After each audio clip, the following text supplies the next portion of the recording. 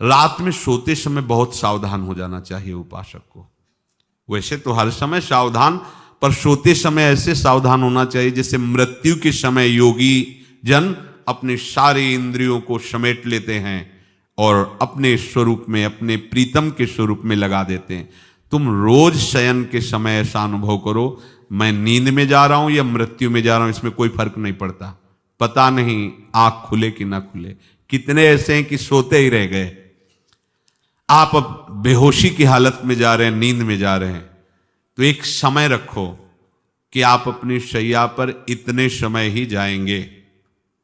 एक नियत समय रखो। हमने देखा है साधकों का एक समय होता है कि 10 बजे हमें लेट जाना है, सोना नहीं, लेट जाना है और लेटे हुए भगवत चिंतन करना। अब जब सो गए तो सो गए, नहीं सो गए तो उसमें हमें टेंशन नहीं लेना या अभी नींद नहीं आई, 10:30 बज गए, 11 बज गए, ये नहीं। आंख मूंदी, मंत्राकार वृत्ति, तो बिना नींद की गोली के सो जाओगे। यह है ऐसा। भजन में मन लगाओ, सो जाओगे। जिनको नींद ना आती हो उनके लिए सही दवा है, आप नींद का चिंतन न करके प्रभु का चिंतन करने लगो। देख लेना आप कब सो गए पता नहीं चले। और अगर सौभाग्य से नींद ना आई तो नींद में जो इंद्रियों को पुष्टता मिलती है वो होता है संसार का विस्मरण। नींद में खास बात क्या होती है कि संसार का चिंतन छूट जाता है, फिर वो मस्त हो जाता है। उसमें जो ऊर्जा शक्ति वो जागृत होती। संसार के चिंतन से ऊर्जा शक्ति नष्ट होती, तो 4 घंटे 5 घंटे संसार के चिंतन से रहित पड़ा रहा सुषुप्ति में, तो उसे ऊर्जा शक्ति फिर आ गई। और अगर 4-5 घंटे आप प्रभु के चिंतन में रहे तो संसार का चिंतन छूटा, आनंद सिंधु का चिंतन हुआ। तो ये नहीं होगा कि आज रात्रि सोया नहीं तो बहुत टेंशन है, परेशानी, ऐसा नहीं होगा। भीष्म जी आज्ञा करते हैं रात्रौ च कृष्णम। ये बहुत सावधानी की बात, प्रायः इस सावधानी में नहीं रहा जाता। बचपन से सदगुरुदेव भगवान ने यही शिक्षा दी थी, गुरु कृपा से ऐसे उपदेश मिले थे। सोते समय कोई वार्ता नहीं, कोई अन्य चिंतन नहीं, चुपचाप अपने मन को हटाकर केवल इष्टमय करो। कब नींद आ जाती इसकी चिंता मत करो, इष्टाकार वृत्ति करके ही सोना चाहिए। तो आगे जो लिखा है पुनरुत्थिताय, जब उठो तब वैसी वृत्ति, तो कुछ दिन बाद स्वाभाविक हो जाएगी, स्वाभाविक हो। अपने तो इतना तक देखा है कि जैसे आधा पद में होश रहा और निद्रा आ गई, तो जब चेतना आई तो उसी पंक्ति से, जहां से होश गायब हुआ था, उसी पंक्ति से जागरण प्रारंभ हुआ। ऐसा ही जब ऑपरेशन के समय बेहोश किया गया था तो उनसे कहा था हमें बता देना कुछ मिनट पे, तो उनका हाँ लगाने वाले इंजेक्शन और कुछ ही सेकंड में इसका सरन, बस।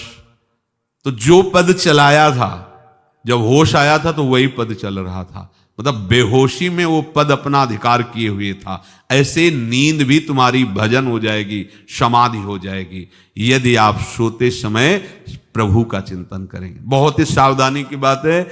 यदि इस जन्म में परम लाभ लेना चाहते हो तो इस श्लोक को अपना जीवन बनाओ। कृष्णव्रताः, हमारा जीवन का एक ही व्रत है कि हम अपने प्रीतम का भजन नहीं छोड़ेंगे, अखंड भजन। हमें ये नहीं देखना कि उपांशु मानसी को इसमें कितने गुना, हमें गुना बना नहीं देखना। हमें अपने प्रभु को बोलना नहीं। भजन में मन नहीं लग रहा, पद गा रहे हैं, जोर जोर से चिल्ला रहे हैं, नाम कीर्तन, हमें अपने प्रभु से जुड़े रहना है। कृष्ण व्रताः कृष्ण मनुस्मरन्तो, हमारा निरंतर स्मरण चले, बस ये प्रयास रखना है।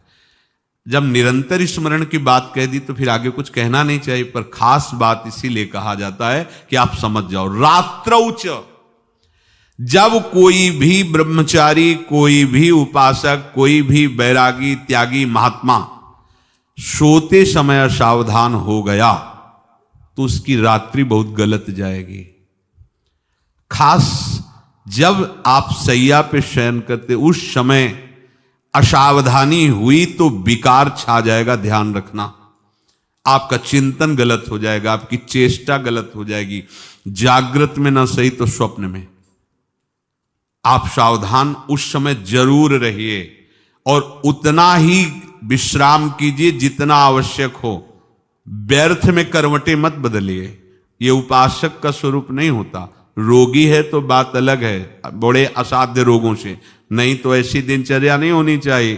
कै बजे? 3:30, अभी आधा घंटा तो है, फिर कमर ओढ़ लिए, ये साधक का नहीं होता। उचित समय, जो मान लो 4 घंटा विश्राम का, तो अब ये नींद का विषय आओ या ना हो, हम तुम्हारे लिए पुष्प बिछा के नहीं बैठेंगे कि आ जाओ आ जाओ आ जाओ। नहीं आई तो अब ये नहीं गया, अब इतने समय नहीं आई थी, अब 4 बजे उठने के समय कैसे हो? नहीं, ये फेंका। उसमें विचार नहीं किए, पहले फेंको और सैया से नीचे उतरो, भूमि को प्रणाम करो, आगे बात नहीं। वो फिर आपको ऐसा होता है 10 मिनट में तो कोई बात नहीं, 10 वो पार कर देगा, घंटा दो। रात्रौ च कृष्णम पुनरुत्थिताय, ये नियम लीजिए। सोते समय आप बिल्कुल मृत्यु दशा की स्थिति लाइए, जैसे मरने वाला नहीं होता, सब जगह से मन हटाकर। और सच्ची है, पता नहीं आंख खुले कि ना खुले, ये बड़ा धोखे का जीवन है। ये ऐसे हजारों लोग सोए और सोते ही रह गए। हमको धोखे में नहीं रहना। सुबह जग जाएंगे तो फिर भजन करेंगे, लेकिन हम बिल्कुल तैयारी में। तो जब ये था कि किडनी कभी भी फेल हो सकती, तो हमें ज्ञान तो था नहीं ऐसा उस समय, तो हम रात्रि में जब शयन का सो, तो कपड़े कौन थे, कोई पैंट शर्ट थोड़ी था, सब हटा चला, ऐसे रज लगाई, राधा वल्लभ जी को ऐसे बांधा, चरणामृत लिया, पूरी तैयारी में, क्योंकि पास कोई था नहीं। तो ये होता था कब मर जाए, कैसे बताएं कितना सुख, एकदम युगल चरणारविंद में तदाकार होते ऐसे।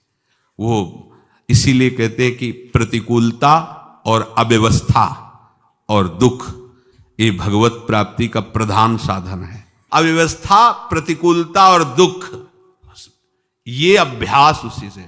जब शाम के शयन करते तो पहले वृंदावन को प्रणाम करके, और ऐसे भावना में प्रिया प्रिया कहते कि जैसे भी आपके हैं, अगर शरीर छूट जाता है रात्रि में तो आप धोखा ना करना, आप बुला लेना अपने। और कैसे बताओ उस समय कैसे भाव होते थे, कोई पास नहीं, कोई सुविधा नहीं, 1 रुपया नहीं, तो एकदम दैन्यता, एकदम कितना सुख मिलता, वो एकदम केवल भगवद आश्रित। तो रात्रौ च कृष्णम पुनरुत्थिताय, ये बहुत पकड़ने वाली बात है।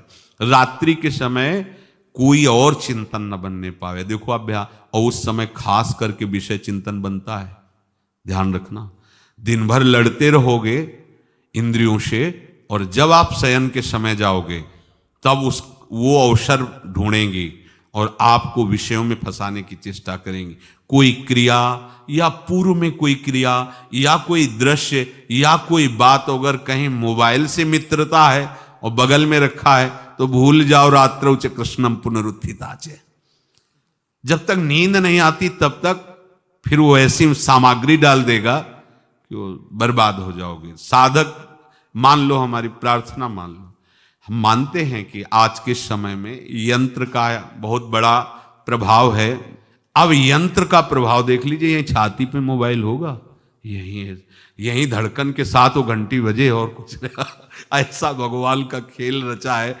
और इसमें सबसे खतरनाक बात है कि आप जो चाहो देख सकते हो, जहां चाहो, जैसे विश्व की पूरी बात, पूरा विश्वात्मा है, ये विश्वात्मा स्वरूप है, सर्च करो देख।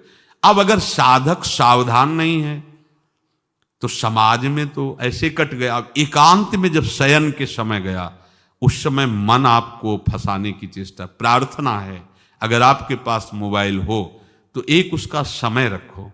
अगर आपको ऐसा लगता है कि कोई परिस्थिति आ जाए, हम स्विच ऑफ किए हैं, तो एक और मोड़ कहते हैं, कोई फ्लाइट मोड़ दो, क्या मोड़ में लगा दो, सीधे मत रखो, मोड़ में लगा दूर रख दो।